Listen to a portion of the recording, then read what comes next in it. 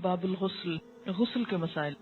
عن ابی ہریرہ رضی اللہ عنہ عن النبی صلی اللہ علیہ وسلم قال اذا جلس بین شعبها الاربع ثم جہدها فقد وجب الغسل، متفق علیہ۔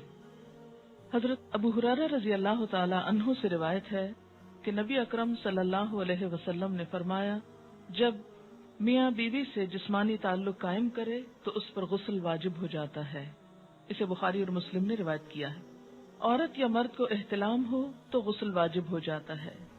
ان قتادہ ان انس بن مالک حدثهم ان ام سلیم حدثته انها سألت نبی اللہ صلی اللہ علیہ وسلم عن المرأة ترى في منامها ما يرى الرجل فقال رسول الله صلی اللہ علیہ وسلم اذا رأت ذلك المرأة فلتغتسل، فقالت ام سلمة واستحييت من ذلك، قالت وهل يكون هذا؟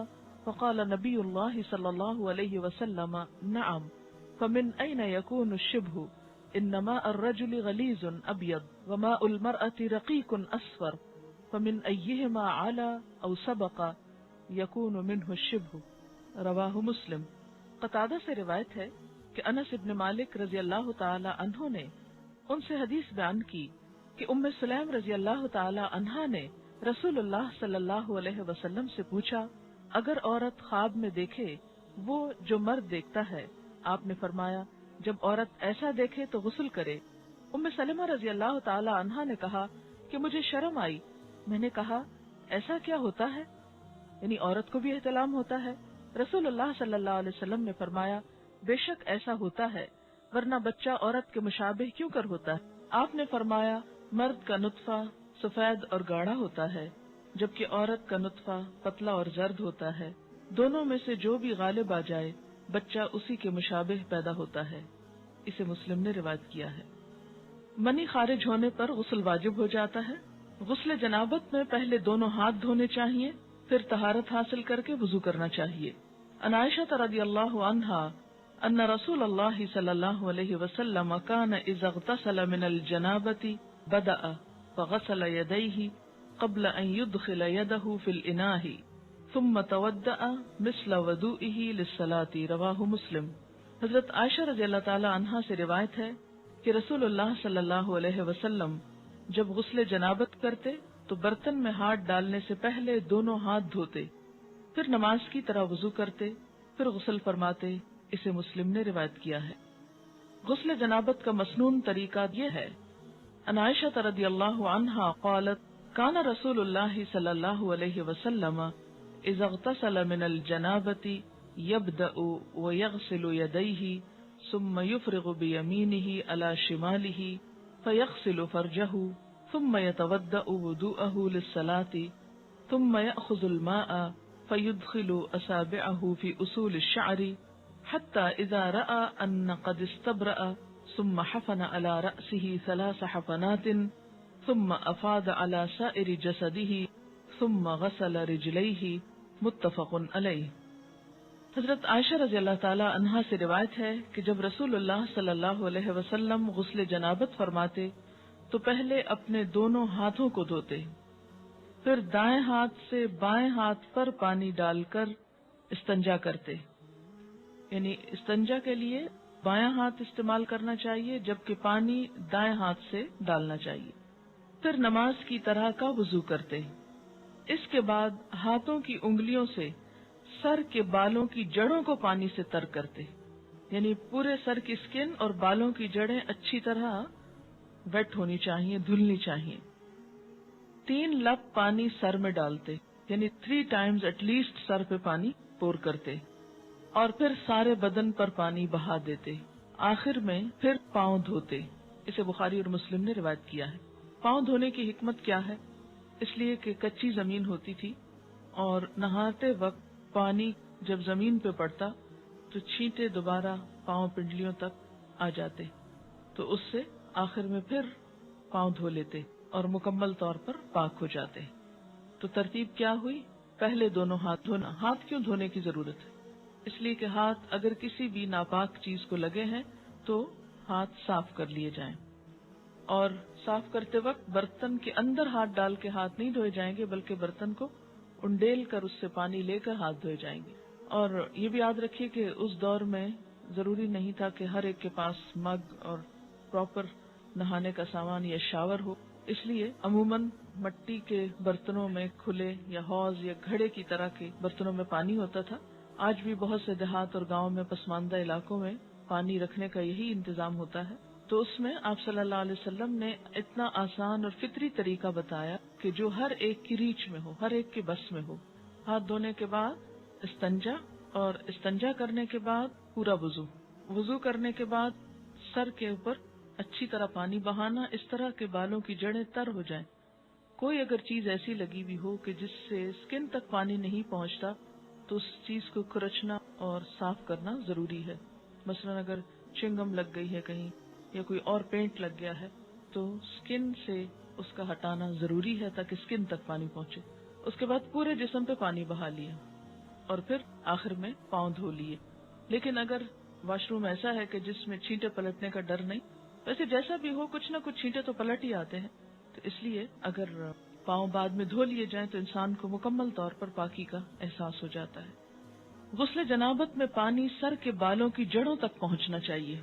ان ثوبان رضی اللہ عنہ انہ مستفت النبی صلی اللہ علیہ وسلم عن ذلك فقال اما الرجل فلينشر رأسه فليغسله حتى يبلغ اصول الشعر واما المرأة فلا عليها ان لا تنقضه لتغرف على رأسها 3 غرفات بكفها، رواہ ابو داود۔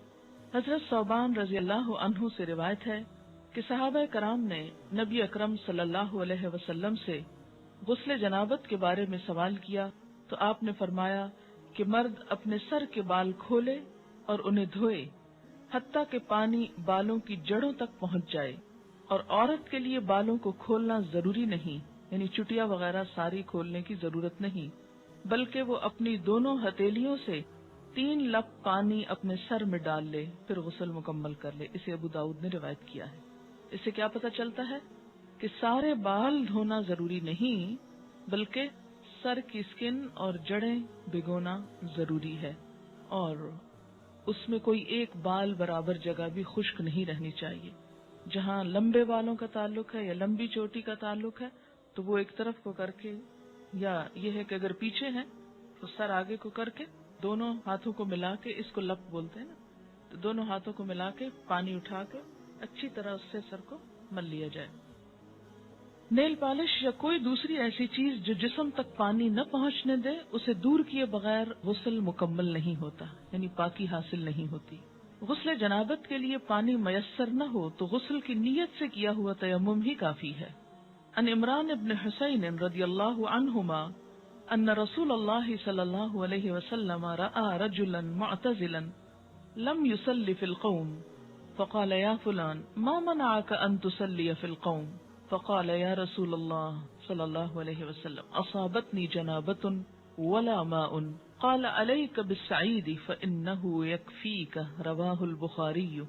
حضرت عمران بن حسین رضی اللہ عنہ سے روایت ہے کہ رسول اللہ صلی اللہ علیہ وسلم نے ایک آدمی کو دیکھا جو الگ بیٹھا تھا اور لوگوں کے ساتھ نماز نہیں پڑھی تھی۔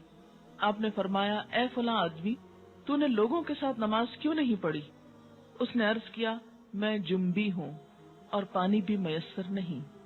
رسول اللہ صلی اللہ علیہ وسلم نے فرمایا، پاک مٹی سے تیمم کر لو، وہی غسل جنابت اور وضو کے لیے کافی ہے۔ اسے بخاری اور مسلم نے روایت کیا۔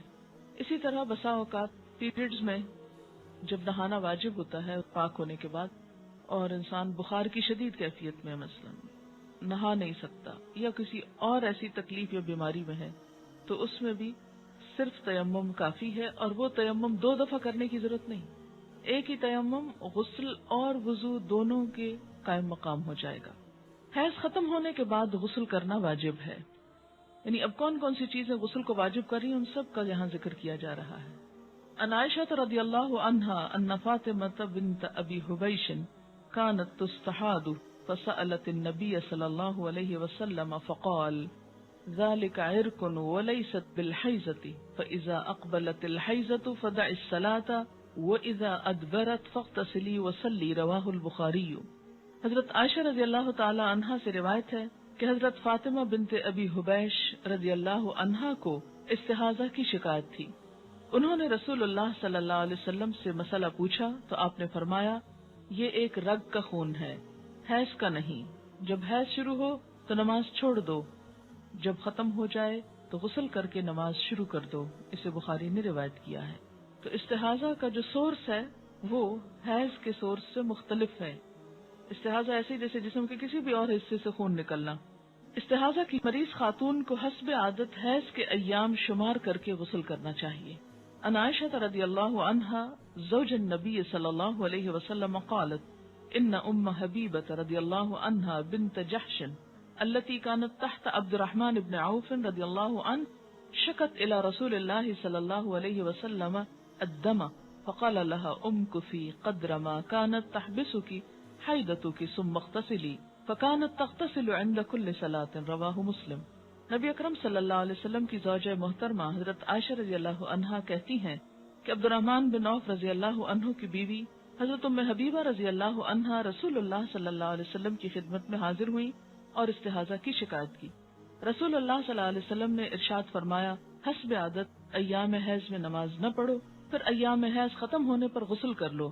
چنانچہ ام حبیبہ رضی اللہ عنہا ہر نماز کے لیے غسل کیا کرتی تھی۔ اسے مسلم نے روایت کیا ہے۔ نماز سے مراد دوبارہ حیض سے پاک ہو کر نماز شروع ہونے کا وقت ہوتا تھا اس کے لیے۔ اس کا یہ مطلب نہیں ہے کہ ہر نماز کے ٹائم پہ غسل کرتی تھی۔ غسل حیض کا طریقہ یہ ہے۔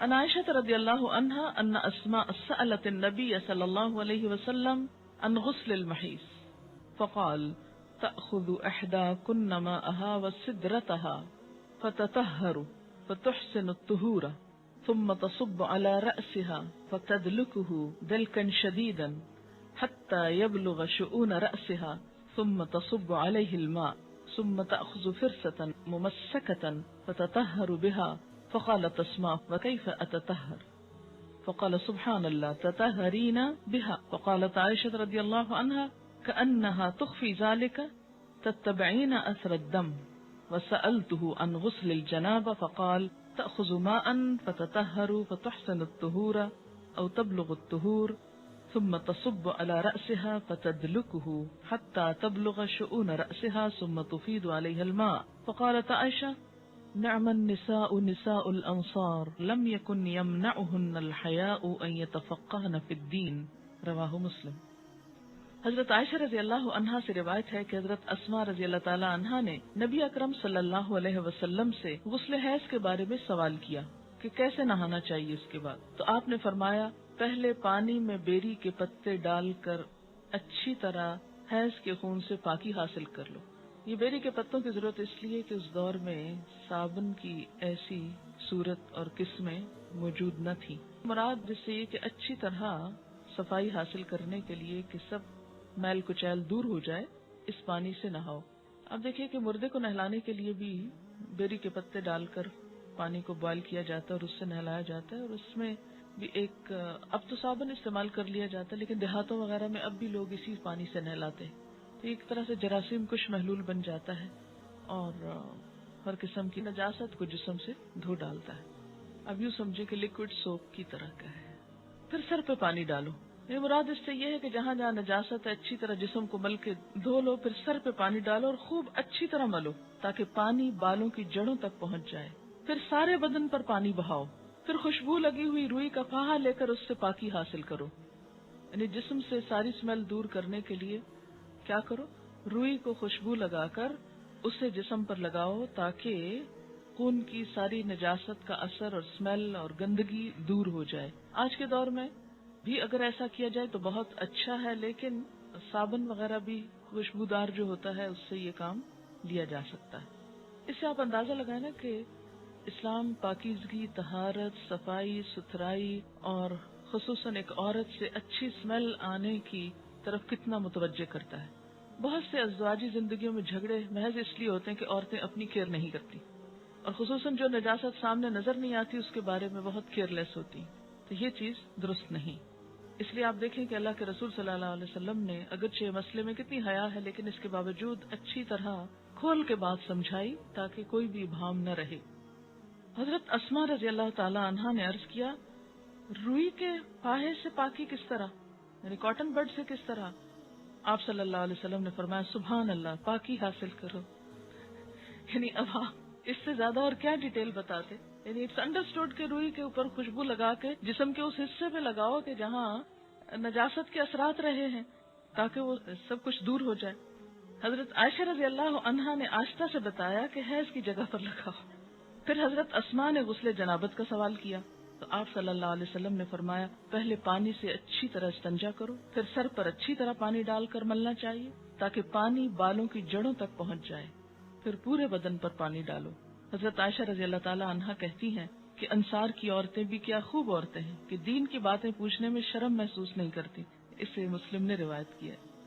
عورت کے سر کے بالوں کی جڑوں میں چوٹی کھولے بغیر پانی پہنچ سکے تو چوٹی کھولنا ضروری نہیں، لیکن اگر نہ پہنچ سکے تو کھولنا ضروری ہے، کیونکہ بعض ممالک میں خواتین کے بال مثلا افریقن کنٹریز میں آپ نے دیکھا ہوگا اتنے تھک ہوتے ہیں کہ آسانی سے انگلی ان میں سے نہیں گزرتی، اور بعض چوٹیاں اس طرح جیسے ہمارے ہاں فرنٹیئر کے علاقے میں اتنی باریک باریک بالوں سے بنائی بھی ہوتی ہیں اور ان کو آپس میں پھر ان کے ڈیزائن بنے ہوئے ہوتے ہیں، اور بعض اوقات وہ اس طرح چپکا بھی دی جاتی ہیں کہ جس سے سکن تک پانی ڈائریکٹ نہیں پہنچ سکتا، تو ایسی صورت میں پھر ان مینڈیوں کو کھول دینا چاہیے۔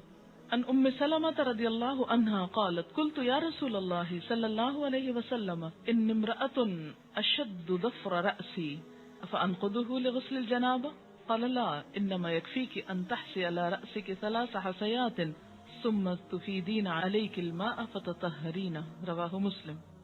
حضرت ام سلمہ رضی اللہ عنہا کہتی ہیں کہ میں نے عرض کیا یا رسول اللہ صلی اللہ علیہ وسلم میں اپنے سر پر چوٹی باندھتی ہوں، کیا غسل جنابت کے لیے کھول دیا کروں؟ آپ نے فرمایا نہیں، سر پر 3 لب پانی ڈال لینا کافی ہے اور اس کے بعد سارے بدن پر پانی بہا کر پاک ہو سکتی ہو۔ اسے مسلم نے روایت کیا ہے۔ عن عائشہ رضی اللہ عنہا ان النبی صلی اللہ علیہ وسلم قال لها وكانت حائضا انقضی شعرکی واغتسلی رواہ ابن ماجہ۔ حضرت عائشہ رضی اللہ تعالی عنہا سے روایت ہے کہ جب وہ غسل حیض کرنے لگی تو آپ صلی اللہ علیہ وسلم نے فرمایا اپنے بال کھول لو اور غسل کرو۔ اسے ابن ماجہ نے روایت کیا۔ ینگ تھی، ان کے بال ہو سکتا بہت تھک ہو۔ حضرت ام سلمہ ایجڈ تھی، 4 بچوں کی ماں تھی، بال ایک ایک بچے کے بعد جھڑتے گئے اور ہلکے ہو گئے، اس لیے ان کے لیے کافی تھا کہ وہ پانی ڈال لیں، لیکن حضرت عائشہ کو آپ نے کچھ اور بتایا اس لیے کہ ان کے بال تھک ہوں گے۔ اگر کوئی آپ کو یہ آ کے کہے اور لوگ کہیں گے کہ دیکھیں کتنی کنٹراڈکشن ہے حدیث میں، ایک حدیث میں لکھا یہ کر لو اور ایک میں لکھا وہ کر لو، لیکن دونوں مختلف مواقع پر 2 فتوے کیوں دیے گئے؟ اس لیے کہ دونوں کے حالات مختلف ہیں۔ اب ہر شخص اپنے آپ کو دیکھے کہ وہ کہاں فٹ ہوتا ہے۔ اگر آپ کے بال اس نوعیت کے ہیں کہ پانی اندر آسانی سے چلا جاتا ہے، ہلکے ہو چکے ہیں، پڑ کے اڑ گئے ہیں تو اس میں کیا ہے، آپ کے لیے آسانی ہو گئی۔ لیکن اگر ابھی تک آپ ینگ ہیں، ماشاءاللہ خوب بالوں والے ہیں، تو پھر آپ بال کھول کے اچھی طرح سر دھوئیں۔ غسل حیض یا غسل جنابت یا عام غسل کے دوران کلمہ شہادت پڑھنا یا ایمان کی صفات پڑھنا سنت سے ثابت نہیں۔ یعنی غسل اور طہارت کا تعلق پراپر طریقے سے ہے کہ پانی پورے جسم کو پہنچ جائے اور کوئی جگہ خشک نہ رہے، زبان سے کچھ بھی پڑھنے کی ضرورت نہیں۔ جمعہ کے روز غسل کرنا مسنون ہے، پسندیدہ ہے۔ عن ابن عمر رضی اللہ عنہما قال قال رسول اللہ صلی اللہ علیہ وسلم اذا جاء احدکم الجمعة فلیغتسل متفق علیہ۔ حضرت عبداللہ بن عمر رضی اللہ عنہما کہتے ہیں کہ رسول اللہ صلی اللہ علیہ وسلم نے فرمایا جب کوئی نماز جمعہ کے لیے آئے تو غسل کر کے آئے۔ اسے بخاری اور مسلم نے روایت کیا ہے، کیونکہ ایک بڑی گیدرنگ ہوتی تھی اور اس میں لوگوں کو ایک تکلیف ہوتی تھی پسینے وغیرہ کی بو سے، جب تک کہ دوسرے صاف ستھرے ہو کر نہ۔ ابتداء میں آپ صلی اللہ علیہ وسلم نے اس کو لازم کر دیا، لیکن بعد میں جب لوگ عادی ہو گئے تو پھر اس کے بعد اتنی سختی نہیں کی جاتی تھی۔ میت کو غسل دینے کے بعد غسل کرنا مستحب ہے، لازم نہیں، فرض نہیں، پسندیدہ ہے۔ مسنون جو ہے اس کا درجہ مستحب سے زیادہ ہے۔ ان ابی ہریرہ رضی اللہ عنہ قال قال النبی صلی اللہ علیہ وسلم من غسلہ الغسل ومن حملہ الوضوء رواہ الترمذی۔ حضرت ابو ہریرہ رضی اللہ تعالیٰ عنہ فرماتے ہیں کہ نبی صلی اللہ علیہ وسلم نے فرمایا میت کو غسل دینے کے بعد غسل ہے اور میت اٹھانے کے بعد وضو ہے۔ اسے ترمذی نے روایت کیا ہے۔ غیر مسلم اسلام قبول کرے تو اس پر غسل کرنا واجب ہے۔ اب ایک اور ٹرم آ گئی. عن قیس بن عاصم رضی اللہ عنہ انه اسلم فامره النبی صلی اللہ علیہ وسلم ان يغتسل بماء وسدر رواہ احمد و ابو داود والنسائی والترمذی. حضرت قیس بن عاصم رضی اللہ عنہ کہتے ہیں کہ جب وہ اسلام لائے تو نبی اکرم صلی اللہ علیہ وسلم نے انہیں پانی اور بیری کے پتوں سے غسل کرنے کا حکم دیا. اسے احمد، ابو داؤد، نسائی، ترمذی نے روایت کیا. کیوں؟ اس لیے کہ اس کے بعد مثلاً ایک شخص دن کے 10 بجے کلمہ پڑھتا ہے، چند گھنٹے 2-3 گھنٹے کے بعد ظہر کی اذان ہو جاتی. اب اس کے لیے کیا لازم ہے کہ وہ نماز پڑھے. نماز نہیں ہوتی جب تک کہ انسان صحیح طور پر پاک نہ ہو. پاک ہونے کے لیے غسل ضروری ہے. اس لیے مسلمان ہونے پر غسل لازم ہے تاکہ عبادات صحیح طور پر ادا ہو سکے. غسل کے لیے پردے کا اہتمام کرنا ضروری ہے. ان یعلا بن امیہ رضی اللہ عنہ ان رسول اللہ صلی اللہ علیہ وسلم رأى رجلا يغتسل بالبراز فصعد المنبر فحمد الله واثنى عليه وقال ان الله عز وجل حليم حي ستير يحب الحياء والستر فاذا اغتسل احدكم فليستتر. رواہ ابو داود والنسائی. حضرت یعلا بن امیہ رضی اللہ عنہ سے روایت ہے کہ رسول اللہ صلی اللہ علیہ وسلم نے ایک شخص کو کھلے میدان میں برہنہ نہاتے دیکھا تو آپ صلی اللہ علیہ وسلم ممبر پر تشریف لائے، اللہ کی حمد و ثنا کی اور فرمایا اللہ عز و جل بڑا حوصلے والا اور شرم والا ہے، حجاب اور حیا کو پسند فرماتا ہے، لہذا جو کوئی غسل کرنا چاہے پردہ کر کے غسل کرے. اسے ابو داؤد اور نسائی نے روایت کیا ہے. اسی لیے اجتماعی حمام جس میں بہت سارے لوگ مل جل کر نہائیں یا سوئمنگ کریں یا پھر کسی بھی سی سائڈ پر بکنیز پہن کر اچھل کود کریں تو یہ درست نہیں. عورت کے لیے کسی دوسری عورت کو اور مرد کے لیے کسی دوسرے مرد کو غسل کرتے ہوئے دیکھنا منع ہے. عن ابی سعید الخدری رضی اللہ عنہ قال ان رسول اللہ صلی اللہ علیہ وسلم قال لا تنظر المرأة الى عورة المرأة ولا ينظر الرجل الى عورة الرجل. رواہ ابن ماجہ. حضرت ابو سعید خدری رضی اللہ عنہ کہتے ہیں کہ رسول اکرم صلی اللہ علیہ وسلم نے فرمایا کوئی عورت کسی دوسری عورت کا سطر نہ دیکھے، کوئی مرد کسی دوسرے مرد کا سطر نہ دیکھے. اسے ابن ماجہ نے روایت کیا ہے. غسل یا وضو کرتے ہوئے پانی کے استعمال میں احتیاط کرنی چاہیے. ان انس رضی اللہ عنہ قال کان رسول اللہ صلی اللہ علیہ وسلم یتودأ بالمد ویغتسل بالصاع الى 5 امداد متفق علیہ. حضرت انس رضی اللہ عنہ فرماتے ہیں کہ رسول اللہ صلی اللہ علیہ وسلم وضو کے لیے 1 مد پانی نصف لیٹر سے کچھ زیادہ، ½ لیٹر سے تھوڑا سا زیادہ، اور غسل کے لیے 1 سا پانی تقریباً 1 لیٹر سے 5 مد پانی تقریباً 3 لیٹر تک استعمال کرتے تھے. اسے بخاری اور مسلم نے روایت کیا ہے. جی ہاں، ہم تو بالٹیاں اور ٹب بہا دیتے ہیں، ٹینک خالی کر دیتے ہیں، ٹینکرز منگواتے ہیں. دیکھیے آپ صلی اللہ علیہ وسلم سے ایک شخص نے یہی بات کہی تو آپ نے فرمایا خواہ تم دریا کے کنارے ہو پھر بھی ضرورت کا استعمال کرو. آج آپ دیکھیں کہ کس قدر یہ پرابلمز ہو رہے ہیں وسائل ریسورسز کے مس یوز کرنے کی وجہ سے، جتنی پولوشن ہو رہی ہے اور جتنا نقصان ہو رہا ہے. اس میں ضرور کوئی حکمت ہے.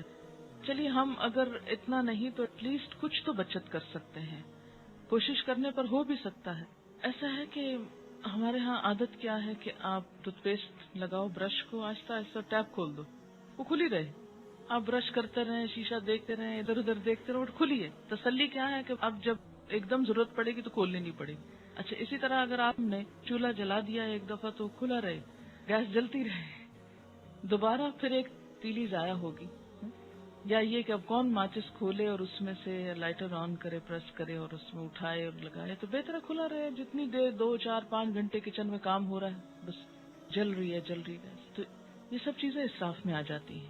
ایسا کرنا جو ہے وہ دوسرے انسانوں کے حق کو مارنا ہے. پھر اسی طرح باتھ روم میں کوئی نہیں، بس بجلی جلتی رہے، اس لیے کہ پھر کبھی جانا پڑا تو پھر کون بٹن آن کرے گا. تو اس سے آپ دیکھیں کہ بے وجہ ایک تو بل پے کرتے ہیں آپ، دوسری بات یہ ہے کہ ریسورسز ضائع ہوتے ہیں. ہمارے ملک میں پہلے ہی بجلی کی کمی ہے، بہت سے گاؤں دیہات وغیرہ کو بجلی کیوں نہیں مل رہی؟ اس لیے کہ بجلی ہے نہیں. اسی طرح بعض اوقات لوڈ شیڈنگ ہو جاتی. کیوں کرنی پڑتی ہے لوڈ شیڈنگ؟ اس لیے کہ ہم احتیاط سے استعمال نہیں کرتے. تو ہر چیز اپنی ضرورت اور حد کے اندر ہو تو وہی بہتر ہے. یعنی بخل اور کنجوسی کے لیے بھی نہیں کہا گیا کہ اب اگر ضرورت ہے تو آپ لائٹ نہیں جلائیں کہ بجلی کو بل دینا پڑے گا یا یہ ہے کہ یہ ضائع ہو رہی ہے. نہیں، ضرورت اگر تھوڑی روشنی کی تھوڑی زیادہ ہے تو زیادہ، اس سے زیادہ کی ضرورت ہے اس سے زیادہ، لیکن ضرورت ہو، مگر بلا ضرورت بے وجہ صرف شان و شوکت کی نمائش کے لیے اور دکھاوے کے لیے وسائل کو ضائع کرنا، یہ اسلامی طریقہ نہیں ہے۔ مسنون طریقے سے غسل کرنے کے بعد وضو کی ضرورت باقی نہیں رہتی۔ عن عائشہ رضی اللہ عنہا قالت کان رسول اللہ صلی اللہ علیہ وسلم لا يتوضأ بعد الغسل، رواہ ابو داؤد والترمذی وابن ماجہ والنسائی والحاکم۔ حضرت عائشہ رضی اللہ عنہا فرماتی ہیں کہ رسول اللہ صلی اللہ علیہ وسلم غسل کے بعد وضو نہیں کیا کرتے تھے، کیونکہ غسل شروع ہونے سے پہلے سب کچھ استنجا بھی کر لیتے، وضو بھی کر لیتے اور پھر صرف پانی بہاتے تھے۔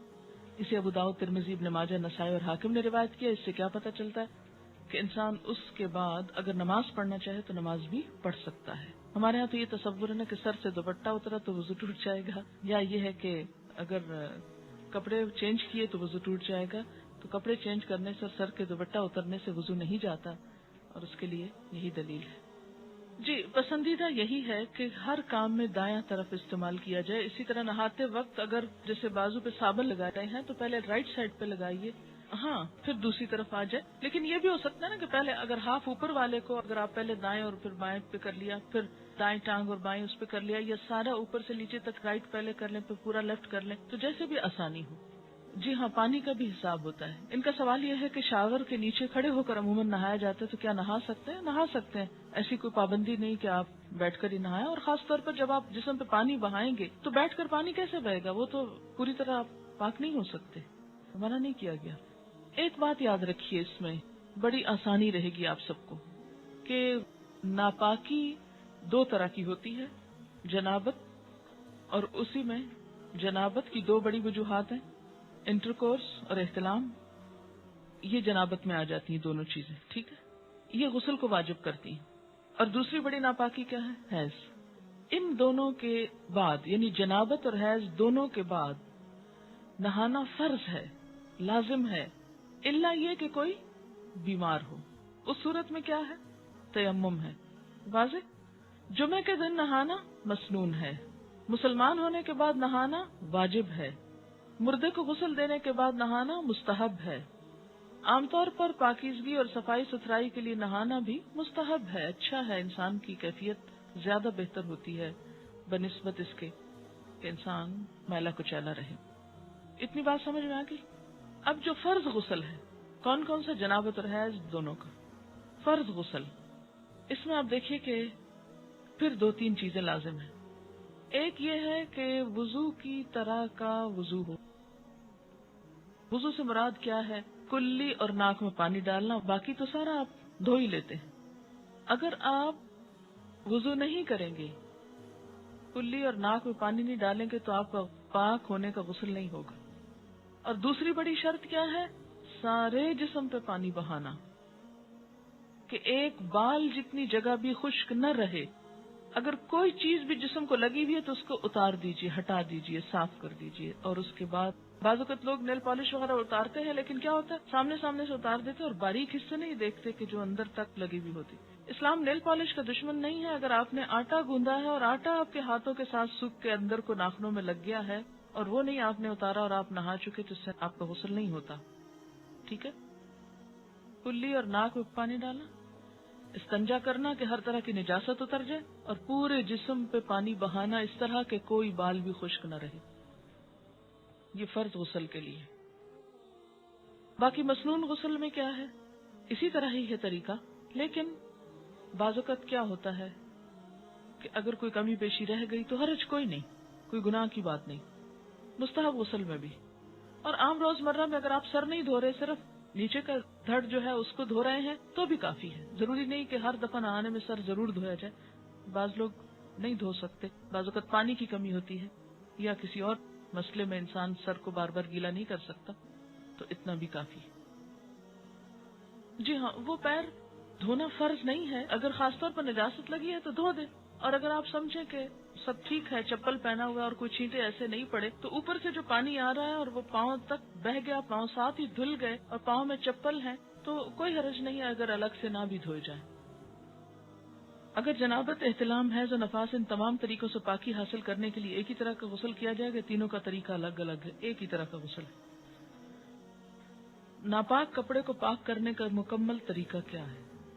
طریقہ یہ ہے کہ پہلے ناپاکی کو تلاش کریں کہ ہے کہاں، اس کا نشان، داغ، کچھ بھی جب نظر آ جائے تو اس حصے کو الگ کر لیں باقی کپڑے سے. مثلا اگر اس پہ کچھ لگا ہوا ہے کہیں تو میں پہلے دیکھوں گی کہ کہاں ہے. اچھا یہ مل گئے ہیں، چلیے اب اس کو الگ پکڑ لیجئے باقی حصے سے. ٹھیک ہے، پھر اس کو آپ ٹیپ کے نیچے کیا کریں، اس حصے کو آپ اچھی طرح مل لیں، رگڑ لیں اس کو. پہلے اس حصے کو کیا کریں، اچھی طرح دھوئیں، صابن لگائیں.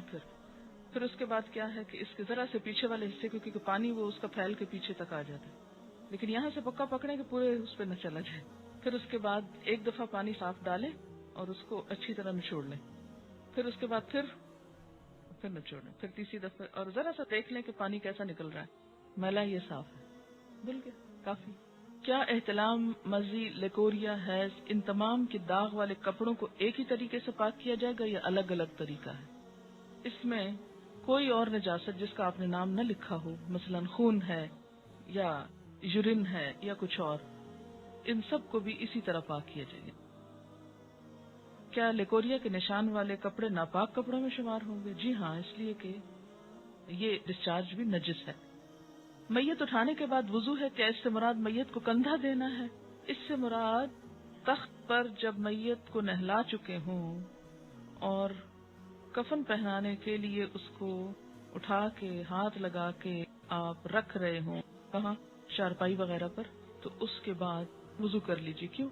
ہو سکتا ہے اٹھانے میں آپ کے جسم پر کوئی ایسی چیز لگ گئی ہو، یعنی وہ ایک شک سا پڑ جاتا ہے نا کہ ہم نے اٹھایا ہے.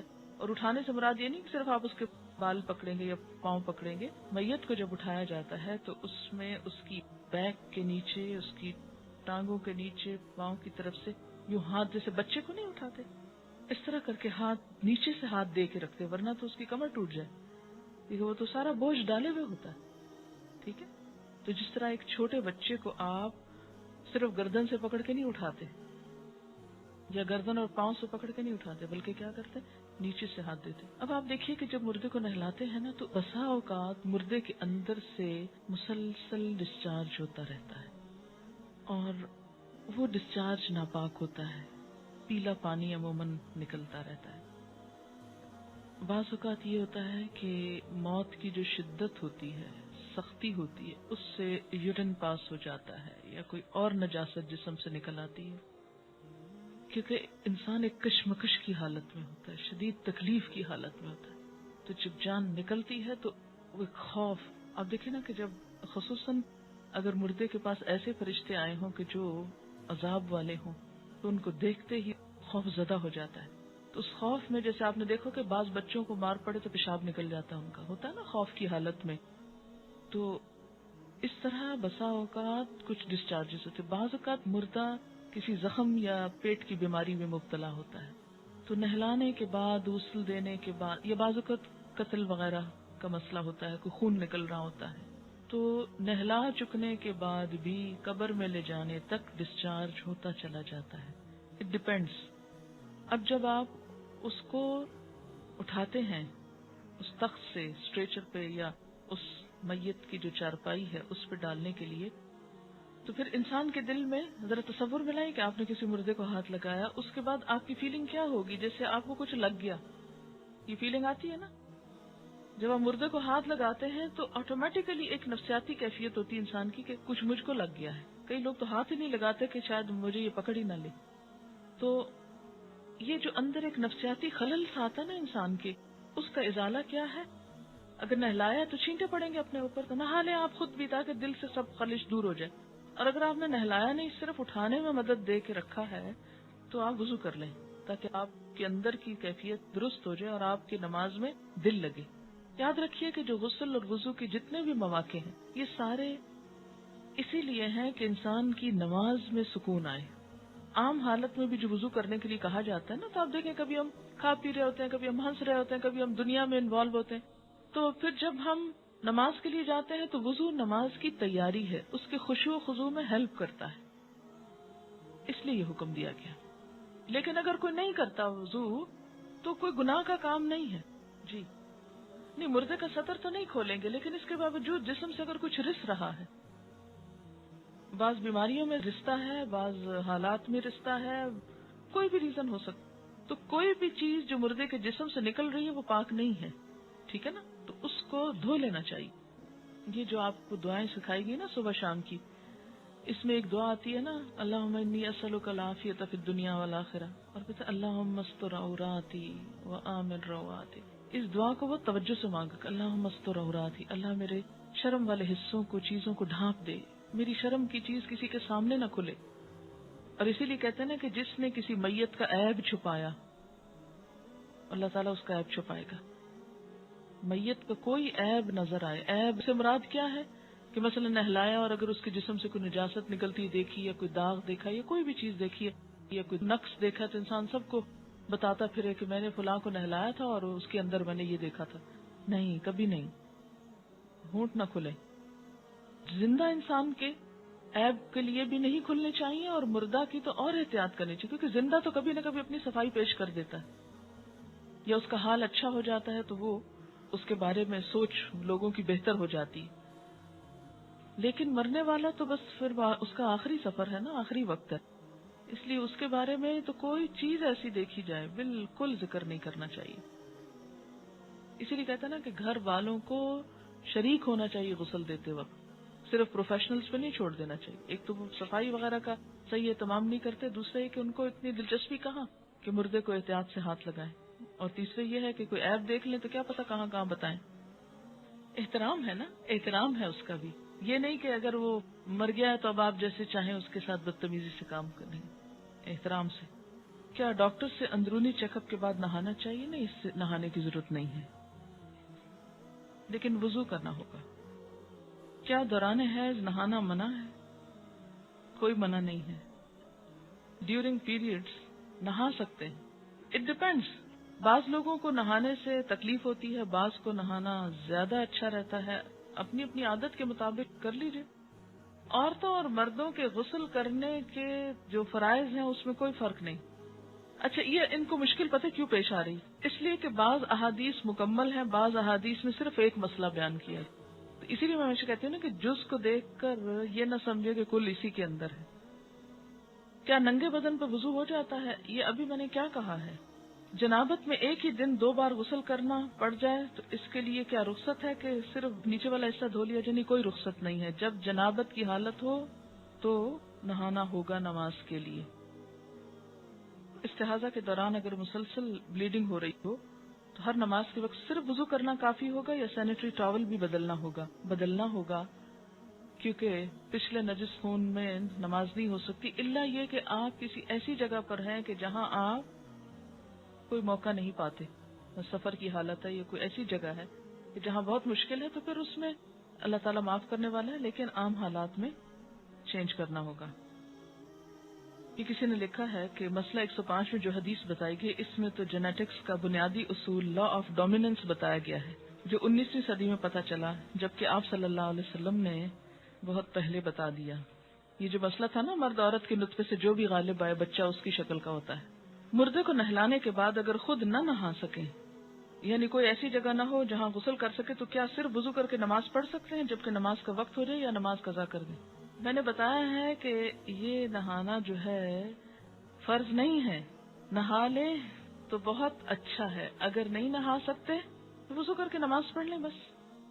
ویڈیو کے نیچے سبسکرائب کے بٹن پہ کلک کریں، بیل کے آئیکن پہ کلک کیجئے تاکہ ہر نئی ویڈیو کی نوٹیفیکیشن آپ کو مل جائے، اور تھمز اپ کا بٹن دبا کر اس ویڈیو کو لائک کریں.